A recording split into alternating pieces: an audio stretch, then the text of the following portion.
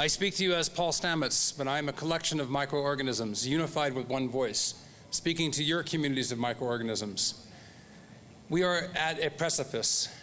We live in the best of times, we live in the most critical of times. We are at the verge of making the critical decisions that will influence our descendants well into the future. Now, before I jump into my talk, I want to talk about my hat, which I like very much. My hat actually is made from this mushroom. It is a birch polypore mushroom called amadou. This hat is made from this mushroom, but this hat was made by some ladies in Transylvania. And this mushroom enabled the portability of fire. There's no doubt that we all are Africans at heart. 140,000 to 200,000 years ago, 2 migrations, one successful, one not. But as we moved north, we discovered something new called winter. Oops. And if your clan could not keep fire alive, your clan would die. So this mushroom enables the portability of fire. You can hollow this mushroom out, put embers of fire inside, and carry fire for days. And so thankfully, this thread of knowledge has survived. And when you boil this mushroom in water, it delaminates into mycelium. And the mycelium is extremely flammable.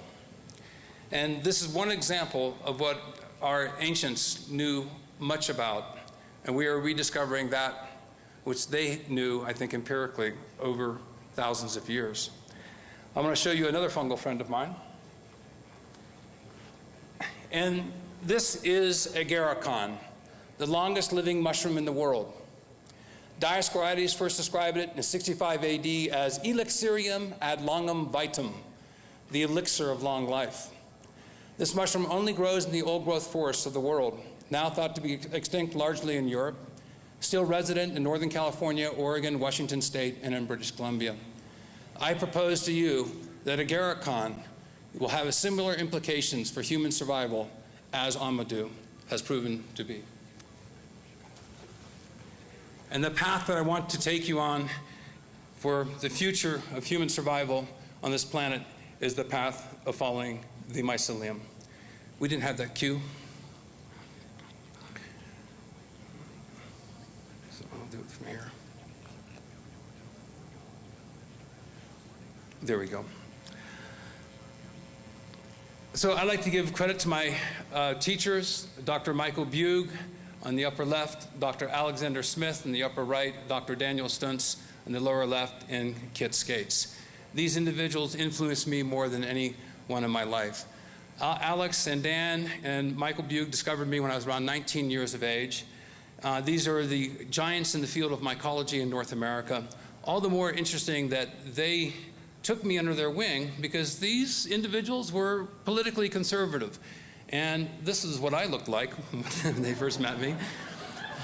Your suspicions are all confirmed, okay? 7,000 years ago in the northern Algeria, the Thessalian and Jark Plateau, several representations of the bee god was discovered. It is very clear what the artist intended to communicate. He was obviously very excited about mushrooms. In France this past year, an article in the Journal of Ethnobotany was published just depicting the discovery of magic mushrooms, Psilocybe hispanica, associated with a bull from 6,000 years ago. And moving forward, about 5,300 years ago, on the border of Italy here and Austria here, a unique individual was found, and it was the famous Otzi, the Iceman. These are photographs by my friend Reinhard Potter, and here is Otzi, and tethered to his right side were 2 polypore mushrooms, Piptoporus speculinus, the birch polypore, and the polypore mushroom my hat is made from. This is the actual fiber that the Iceman had in his pouch, the fire starter that enabled him to start fires. Moving forward to 450 years BC, the origination myth in Greek culture of the seasons when Demeter gave Persephone a magic mushroom that related to the Eleusinian mysteries, which persisted for several hundred years. Sophocles, Aristotle, and Plato all engaged in these magic mushroom ceremonies. But we fortunately have these forests in a few regions of the world today, and these remnant old-growth forests are suggestive of what the planet looked like long ago. It was not so long ago that we were forest people. My wife and I, this is where we like to go to church on Sundays. Now, looking at an ecosystem and cross-section, we live on this thin membrane of soil, but all plants are part fungi. There are the parasitic fungi that will kill weakening trees, or like wolves culling the weak out of a herd. There are the saprophytic fungi that then break down dead organic material. There are the endophytic fungi, hundreds of them per plant, that give a host defensive resistance against disease. And then the mycorrhizal fungi, which most of you know about, that extends the root zones literally thousands of times. And when you look at the old growth forest now, we know there's a bidirectional flow of nutrients via the mushroom mycelium over hundreds of feet. And these hemlock trees would die if not it were for the fact that mushroom mycelium transports nutrients from birch and alder trees, riparian trees growing in well-lit areas over hundreds of feet to feed the nurturing conifer trees. The mycelium is a cellular fabric. It can twist like a rope. And all of these fallen trees then are rendered into soil over time through the progression of the saprophytic fungi life cycles. So essentially, we take the substrate, which can be wood, we add mycelium, lots of things happen, but ultimately we generate soils. Saprophytic fungi are the grand molecular disassemblers of nature. And we took this photograph just last year, and I'm just really impressed and astonished that life has evolved on such a thin membrane of soil. We live on such a thin skin on this planet. The mushroom mycelium will respond in producing a mushroom, usually in response to 4 environmental stimuli. There's an increase in water associated with a decrease in temperature. The mycelium then reaches up into the surface, exhales carbon dioxide, inhales oxygen, and the majority of mushrooms, 99% of them, are photosensitive. They have no chlorophyll, but they respond to and require light before mushrooms will form. Because many people have very strong feelings about mushrooms. They will either love them or they'll hate them. And you know, it's not unusual to consider this reaction of something that's so powerful in the landscape, that can feed you, that can kill you, that can give you a spiritual experience, because our temporal window of exposure is so short. We only see mushrooms maybe for a few days, and yet, you know, we encounter plants and animals, and so our window of exposure, our empirical encounter with those other organisms extends for a much longer time. So mushrooms are very quick to appear in the landscape, most of them, and they're very quick to disappear. I'm fascinated by the sequence of decomposition. As the mushrooms begin to decompose, they host huge communities of microorganisms, and very, very quickly the fungi decompose, and the mycelium goes underground. Under my foot, there's more than 300 miles of mycelium. A single cubic inch can host more than 8 miles of mycelium. These fine threads are virtually everywhere. They're the interface between life and death. And I spent many years in front of the scanning electron microscope, and looking at the organization of mycelium, I was greatly impressed by its design. There's no point-specific place that the mycelium can be harmed. These are externalized lungs. These are externalized stomachs. And I believe these are externalized neurological networks. There's a new super kingdom in the Journal of Eukaryotic Microbiology that was erected a few years ago, and it's called Opisthokonta, joining Animalia and fungi together. We are born from the same ancestors of fungi. And looking at the mycelium, this is a photographic movie by my friend Patrick Hickey, and the mycelium channels enormous amounts of nuclei. And in a single meter of mycelium, there can be literally trillions of end branchings.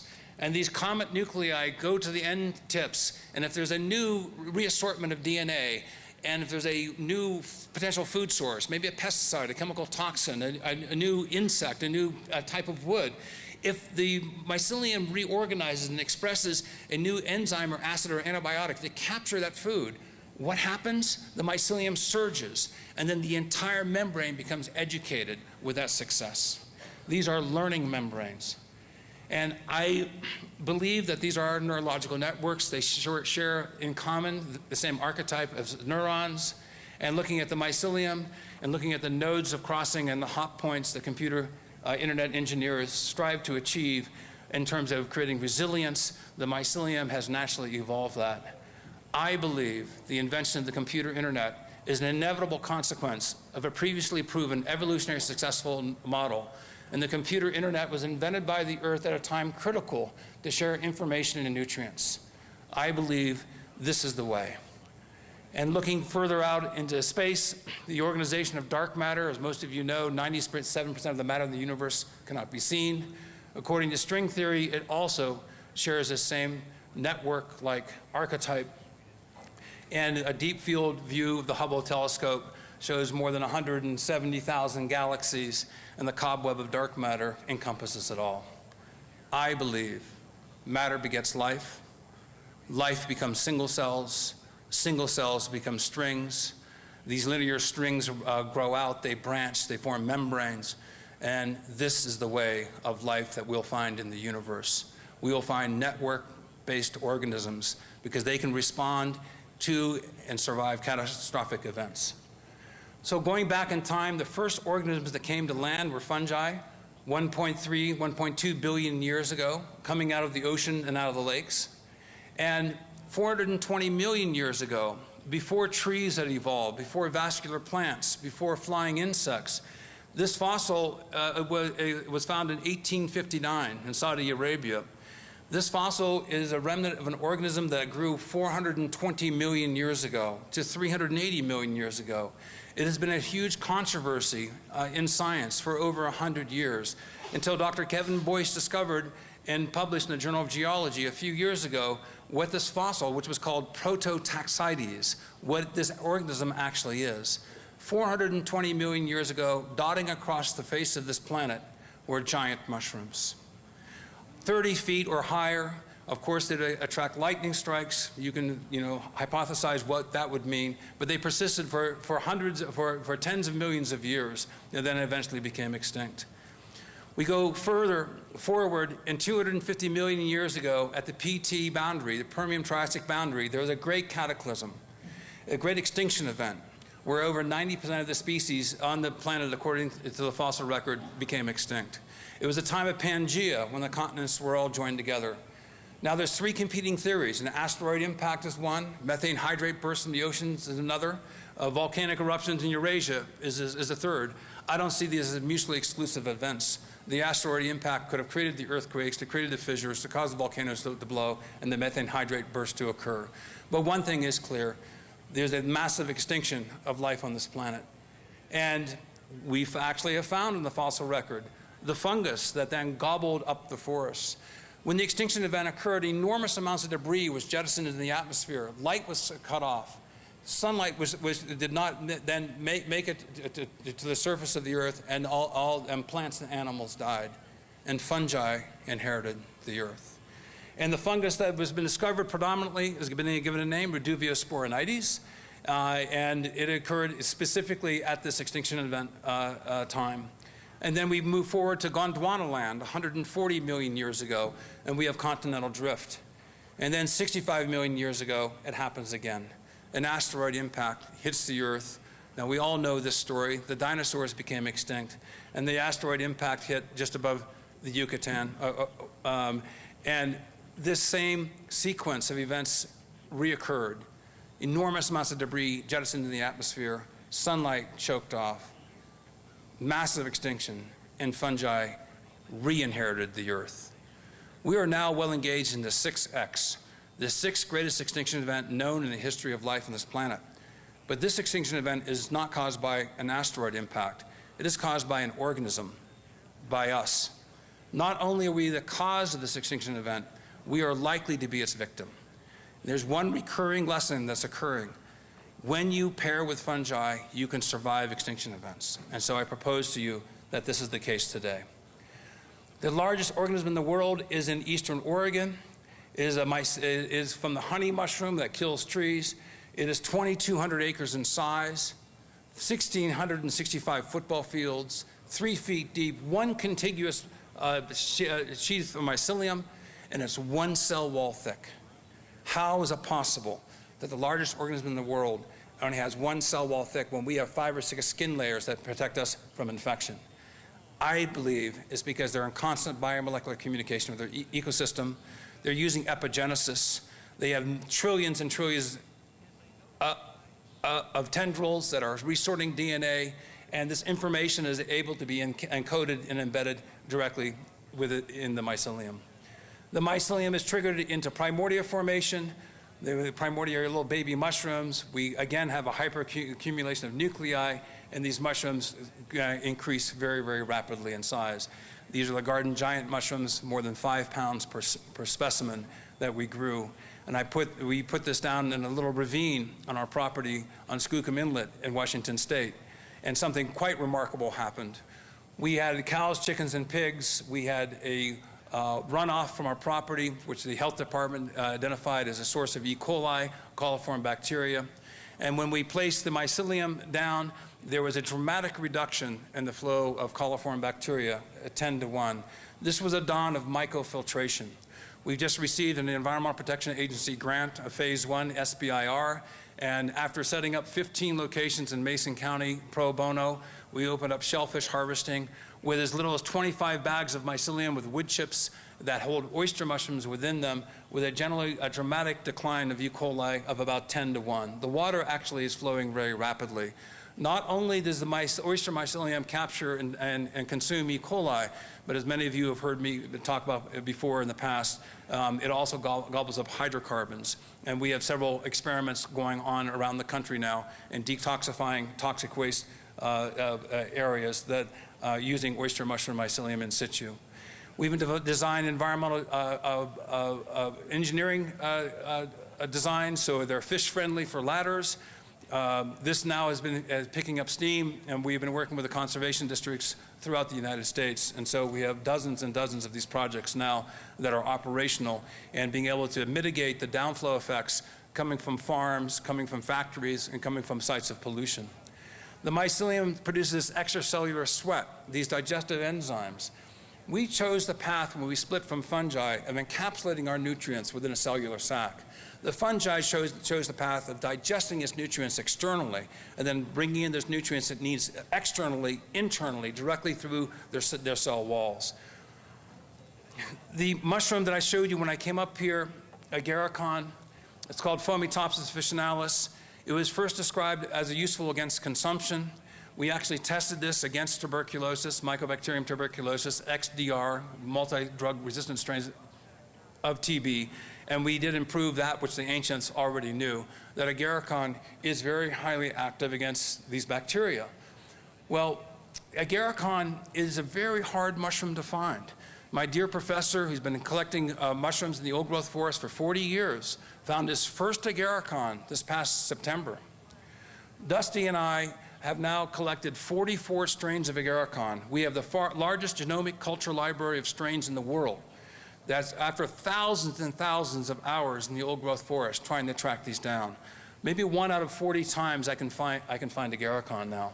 But our genomic library is extremely important because of the mycodiversity, the biodiversity of agarikon strains. We think and we know now is critically important for the discovery of new medicines. Agarikon has been attracted human interest for lots of different reasons, but it has this Venus of Willendorf form after it dies. It goes ghost white, and it's called the quinine fungus. And oftentimes we'll take the animalistic or human-like forms. It looks like the backside of a nice-looking lady, or it can look like your foot, or it has a Ganesh form. It can look like an elephant. And so it's very, very interesting in how many different ways it can present itself. I received the National Geographic Renovator Award a few years ago. And in July, National Geographic sent out a photojournalist. And we rented this motor sailor with a Zodiac, and we went up the inland passage of Desolation Sound on our search for agarikon. That's what National Geographic wanted to do a story on. They asked us, well, how likely are you going to find it? And I said, oh, 50-50. Didn't want to discourage them, you know, and so and they came out, but we had good reason for saying that. We would bring 10 of our friends with binoculars. Now, these agarikon look like beehives, and they grow on the tops of huge Douglas fir trees that oftentimes have broken tops from lightning strikes, etc. And oftentimes bald eagles are sitting up in these trees. So we were looking for bald eagles, and we thought, well, with 10 people with binoculars, we'll look along the horizon, along the old growth forest, and we'd find these. Well, we looked and we looked and we looked for hours, and we couldn't find any. And so our photojournalist was getting quite disturbed, and he said, I'm under contract, you know. I'm supposed to come back with a story. And I told him to be patient. It's like fishing, you know, it's okay. Sure, you're from New York, you know, it's all right. We do things differently out here. And then our skipper said, well, do you want to look at our first people site? We don't know what the pictographs mean anymore, but we're nearby, and let's take a break. So we decided to take a break. And we motored over there, and then one person in our team shouted out, oh my God, there's one. And we spotted this agarikon. It's an extremely interesting one because it fell from the branch that it was tethered, or it grew from. It fell and it landed and teeter-tottered on the lower branch. The mycelium then grew from the mushroom back into the tree, and then it grew 2 legs. So no wonder it's called Elixirium ad longum vitam. This mushroom just does not give up. These are annual growth rings. So this one's probably about 40 or 50 years of age. And with us came with us was Dr. Scott Franzlau from the Institute for Tuberculosis Research. He's a noted TB expert. And we found these interesting pictographs which are reminiscent of the origination myth of women with a Haida and other first peoples that mention fungus man, which is also known as agarikon in translation. And so we came to this sacred site, which is right along the Desolation Sound. So it's a tremendously rich area for fishing, and yet this 30-foot overhang would keep you out of the rain. So, you know, because of a confluence of characteristics, shamanistically, I believe these places become powerful spiritual centers because of the many advantages that they give to peoples. And we found more agarikon up here. I believe the agarikon were here and preceded the people, and they're resident in this ecosystem. And so we're there for a few days, and we look around, and then eventually we notice this rock. And this rock is out of place. And so here's this rock, and there's agarikon, and there's a rock, and there's agarikon, and there's a rock, and there you get the picture here. So we thought, this is very strange. Now, how likely is it we'd find agarikon? Really, 1 in 100 adventures into the old-growth forest, perhaps. How likely we find agarikon at a pictographic site that has images that are reminiscent of fungus man with a Haida people? I don't know, you make it up. 1 in 10,000. How likely is it we'd find it where a rock that looks suspiciously carved like agarikon? I don't know, 1 in 100,000, whatever. How likely is it we'd find it on my birthday? And this, when the photojournalist looked at us and said very nervously to one of our teammates, does this happen to Paul and Dusty often? Because he was shook to the core by this amazing coincidence. And my friends looked at him just straight in the eye, deadpanned, and said, yes. And I think this speaks to the art of spirituality and science and the convergence of both. When you follow the path with open heart, with integrity, with respect for elders and the ancients, with the importance of the knowledge that the path that you walk today influences your descendants, I believe nature will reward you. And indeed, nature has rewarded us in ways that we could never even imagine. We now have these 44 strains of agarikon in culture. This is a 700-year-old tree up in British Columbia. Our team, Scott Baker, is a tree canopy expert. He ascends the tree. He shoots his little guideline up and a little hacky sack, and then he pulls his line up, and he goes up 100 feet into what we now believe, so far, is the largest and oldest agarikon in the world. This one's approaching 100 years of age. We don't harvest these agarikon unless there's clear cuts, and then my wife and I really are ambitious in trying to go into clear cuts of old growth forests. They still clear cut old growth, and to try to find these strains of agarikon before the forests are destroyed, because when the forests are destroyed, we lose that genomic library. And so we're able to take a small piece of tissue, leave the agarikon in place, and from the small piece of tissue, then we're able to generate cultures. And these cultures then, if we keep them alive, then will transcend beyond the habitat life should logging or catastrophia invade that environment.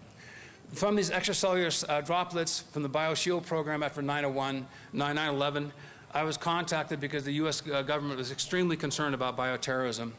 And Dr. Earl Kern, a virologist, stated that if any compound had an activity level of 10 or greater, is considered to be very active.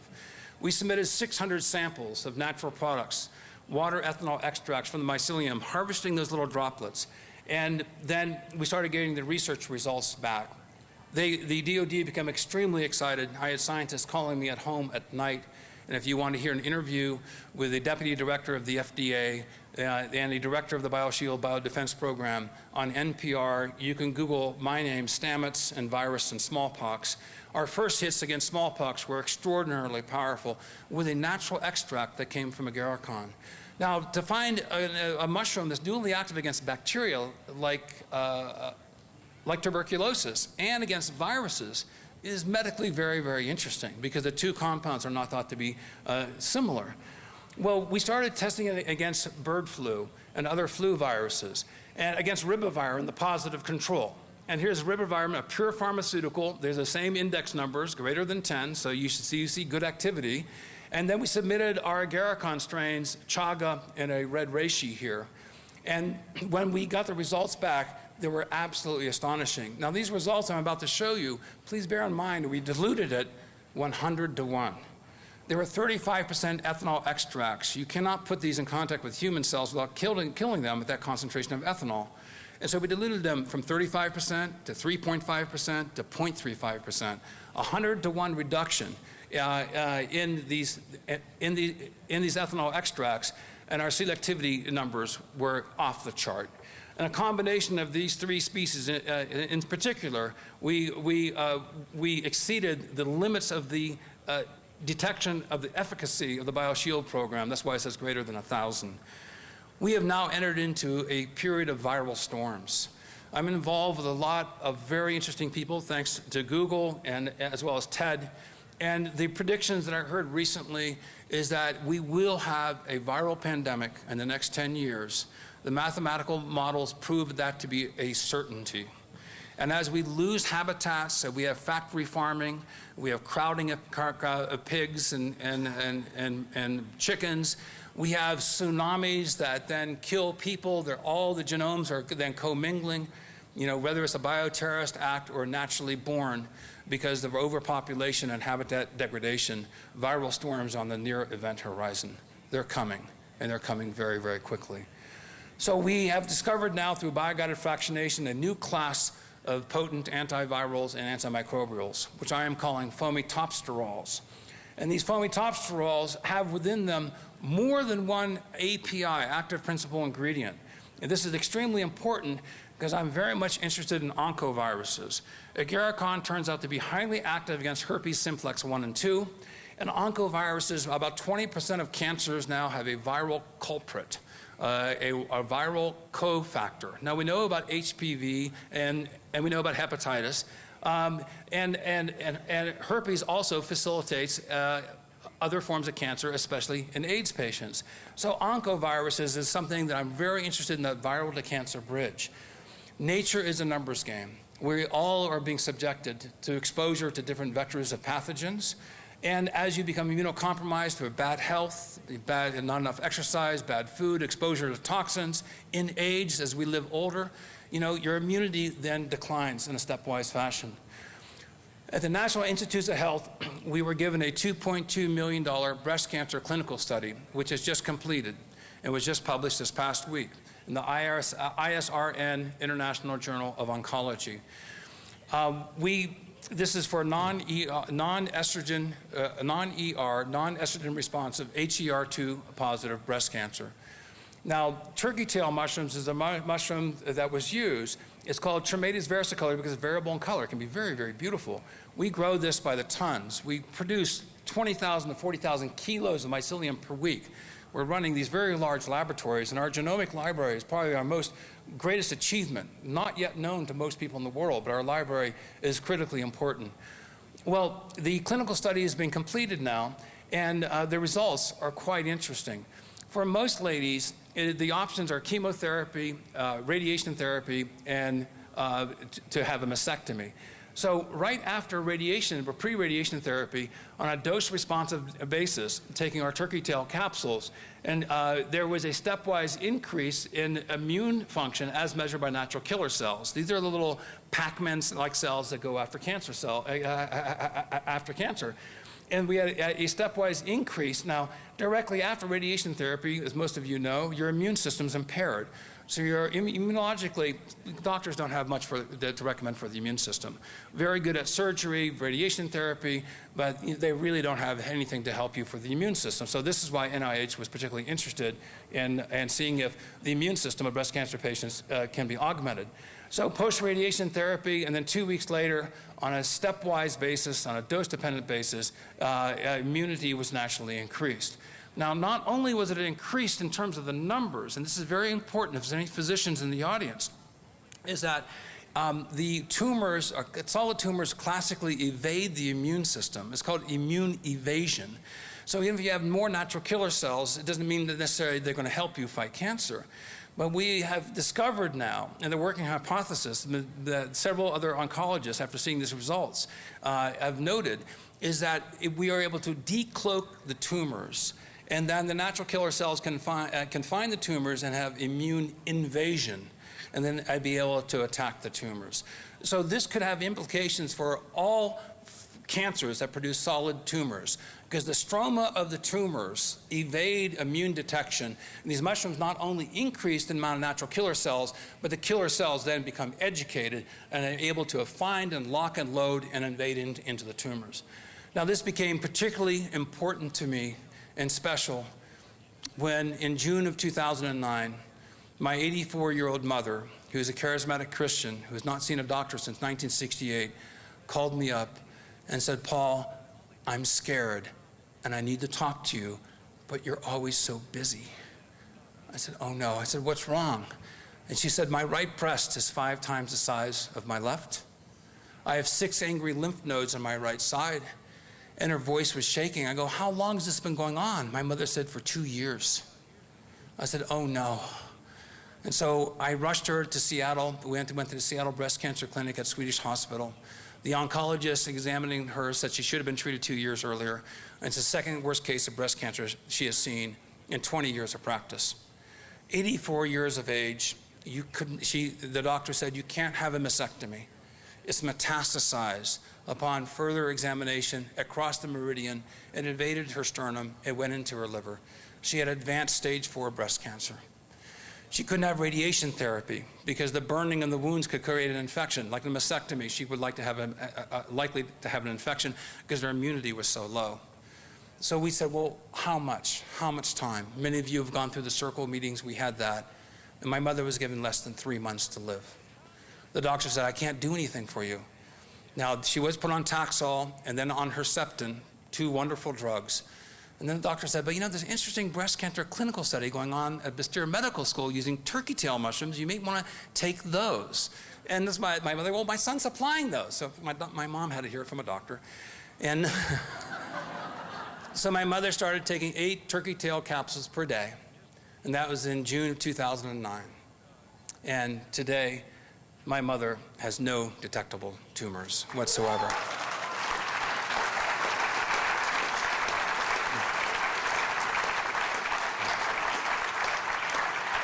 As great as our science is, as great as Google is, we cannot even address the computational magnitude of hundreds of millions of years of evolution. Through epigenesis and constant experimentation of the networks of organisms interacting with one another, there are solutions literally underfoot. It is now time to take this computer technology and go full circle. When I'm now teaming up with other scientists to create microcomputers, Mycelium that will be able to interface with computer networks and be able to diagnose disease vectors, depletion of nutrients, pandemics on the near event horizon, introduction of toxic waste, how to ameliorate the impact of the ever-changing environments from the environmental assaults and insults that we're inflicting upon the ecosystem that gives us birth. I believe fungi and mycelium are the way for helping us survive 6X. Thank you very much.